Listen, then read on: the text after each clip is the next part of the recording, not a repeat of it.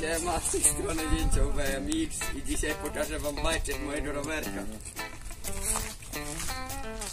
Tylnie koło to treble osłonięte Guardem Primo, łańcuch to Shadow Interlock V2, pedały Cinema, zębatka Dartmoor, korby Mafia Bike Madmine, siodełko to Federal ze sztycą Pivotala skróconą, customowe malowanie na ramię Mafia Bike Madmine, widelec również customowe malowanie, też Madmine, przednie koło Mafia Bike, obydwie oponki w rowerze to Lagos, kierownica Mafia Bike jakże w świetnym stanie, mostek Mafia Bike i gripy to kwintesencja podróby Etika i barendy NKD.